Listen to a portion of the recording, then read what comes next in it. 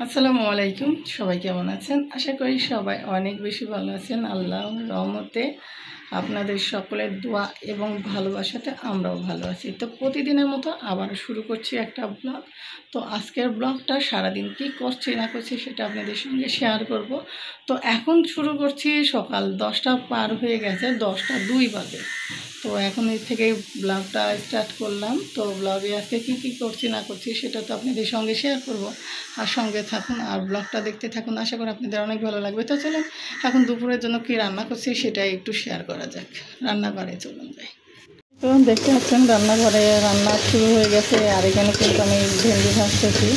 আর ভেন্ডি ভাজা কিন্তু প্রায় হয়ে এসেছে, আর একটু ঝরঝরা করে ভেজে নিব।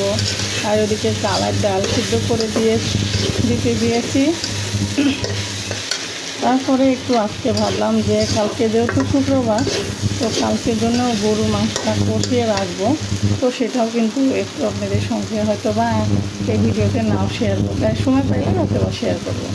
তো যাই হোক, যে রান্না করতেছি, তারপরে সারাদিনের তো ব্লগগুলো অবশ্যই শেয়ার করছি। সঙ্গে থাকুন আর দেখতে থাকুন। সন্ধ্যার সময় ওদেরকে এখন পাউরুটি নাস্তা করে দেবো। ডিম দিয়ে পাউরুটি অমলেট তৈরি করে দেবো। তো তার জন্য এই যে পাউরুটিগুলি বের করে নিই।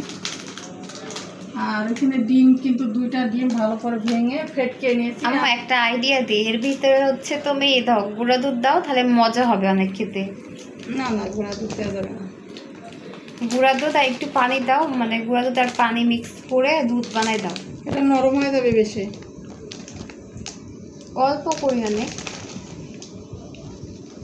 পাউরুটিগুলি ভেজে নিই আর এই তো আপনাদের সঙ্গে শেয়ার করি। আর ভিডিওতে অত কথা বললাম না, এনার্জি পাচ্ছি না, এত পরিমাণে গরমে কিন্তু কোনো এনার্জি পাচ্ছি না। তারা তো এই তো পাউরুটিগুলি ভেজে নিচ্ছি আর এটা আপনাদের সঙ্গে শেয়ার করতেছি। তো এই তো এইভাবে কে পছন্দ করেন অবশ্যই জানাবেন। তো আর বাচ্চাদেরকে কিন্তু টিফিনে কিংবা সন্ধ্যার নাস্তা হিসাবে দিবেন, সকালবেলার নাস্তা দিতে পারেন। হচ্ছে সবথেকে কমন একটা রেসিপি, এটা কিন্তু সবাই করে আর খেতে কিন্তু অনেক বেশি মজা এটা লাগে। হ্যাঁ, বাচ্চারা বিশেষ করে বাচ্চারা অনেক পছন্দ করে। আর আমরা যখন গাড়িতে জার্নি করি, বিশেষ করে ট্রেনের মধ্যে কিন্তু এই খাবারগুলি আমাদের পাওয়া যায় বাংলাদেশে অনেক। এগুলি ট্রেনের মধ্যে কিন্তু এক একটা দাম শুনলে কিন্তু মাথা নষ্ট ট্রেনের মধ্যে। তো একবার কিন্তু আমি তখন নতুন ট্রেনে জার্নি করতাম।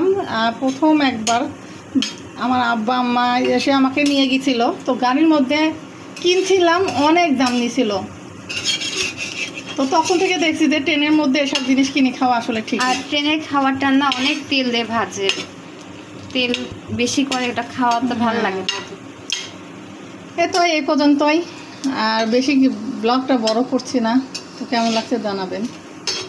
কুরবানির মাংস কিন্তু জালে রান্নার না এত সুন্দর টেস্ট হয়, কি বলবো। আপনারা কে জ্বালায় মাংস খাইতে পছন্দ করেন বলবেন তো।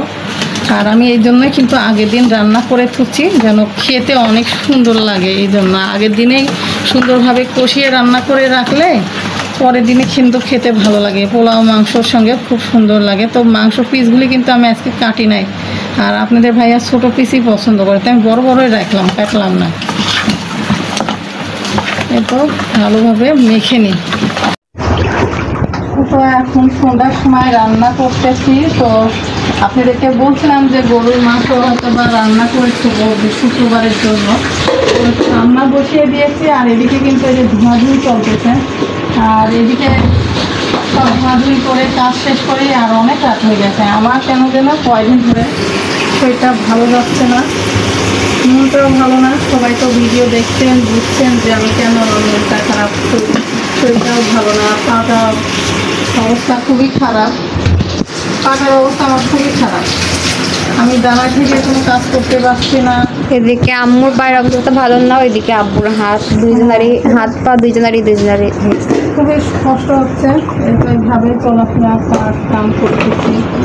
আর আপনাদের সঙ্গে তো প্রতিদিনের আপডেটগুলি প্রতিদিন শেয়ার করি। এই তো এখন এগুলি সন্ধ্যার সময় কাজগুলি কমপ্লিট করে, আর সন্ধ্যা তো না, এখন রাত্রে 9টা বেজে গেছে। আর এখানে মাংস ভিজে রাখলাম এই বালতিতে, সেটা পরে ধুবো তো থাক। আর এদিকে মাংসটা বসাই দিচ্ছি, তো দেখতে পাচ্ছেন এই যে মাংসটা মেখে বসিয়ে দিয়েছি।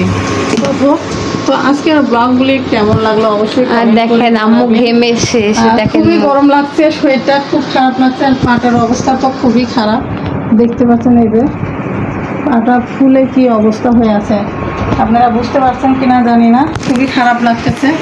আর আজকে সারাদিনের ব্লগটা একটু করে আপনাদের সঙ্গে শেয়ার করলাম, কেমন লাগলো অবশ্যই কমেন্ট করে জানাবেন। আর ভালো লাগলে অবশ্যই আমার ইউটিউব চ্যানেলটি সাবস্ক্রাইব করবেন, ফেসবুক পেজটি ফলো করবেন, আর আমাদের পাশে থাকবেন, সাপোর্ট করে যাবেন। এখনকার মতো বিদায় নিচ্ছি, আল্লাহ হাফেজ, সবাই ভালো থাকবেন, সুস্থ থাকবেন, আসসালামু আলাইকুম।